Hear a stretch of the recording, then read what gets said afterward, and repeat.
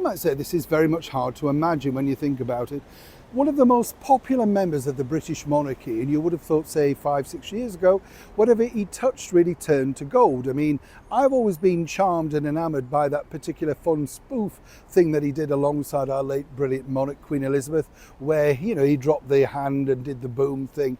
And it was all for the games, the Invictus Games, and she very graciously showed some more relaxed side sitting alongside her grandson. It just proved exactly, I believe, how much she thought of him and what she was willing to do, and the fact that it included the Obama, she could understand that he'd sold it down that route.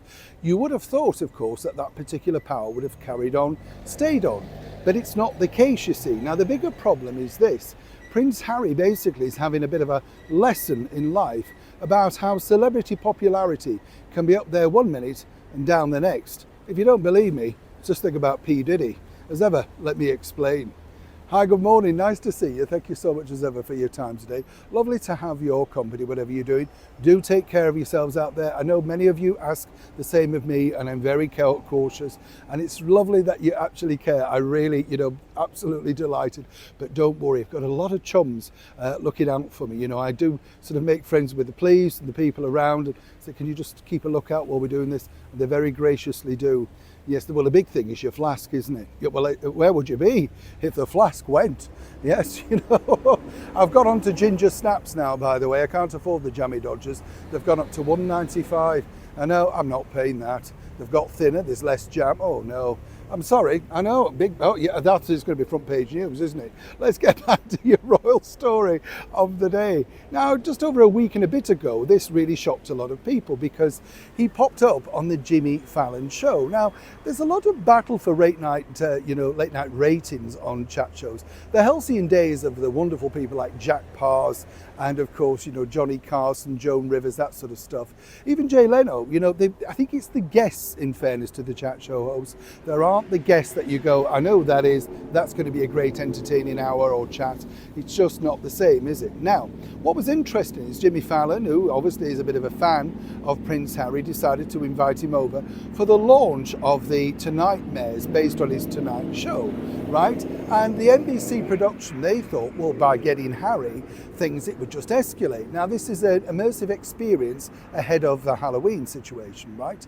But the bottom line is that really it's just simply not taking off.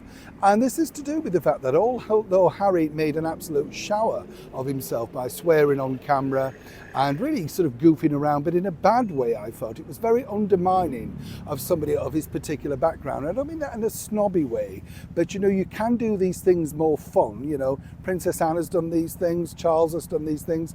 The way it was done, it really, I thought, degraded Harry on a personal level.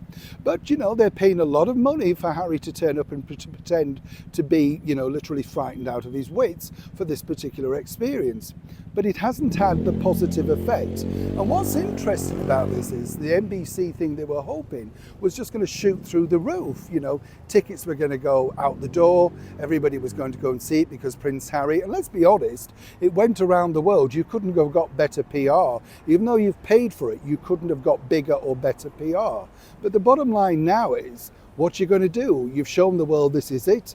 Do you want to risk it? And of course, more importantly, it's aimed very much at teenagers and the sort of people with the money. The problem is there isn't that much money around and it's not that cheap to go.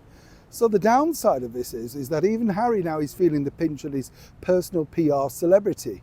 And NBC and the likes might have to think again, a little bit like CBS, as to whether they want to chuck the money at ex-royals or in fact just wait for real royals and interview them, like the Princess of Wales and the Prince of Wales when they hit America.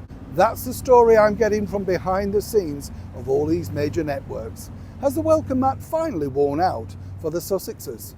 As ever, it's a developing story. When I know more, you'll know more. Neil Shaw, Lambeth Palace, London.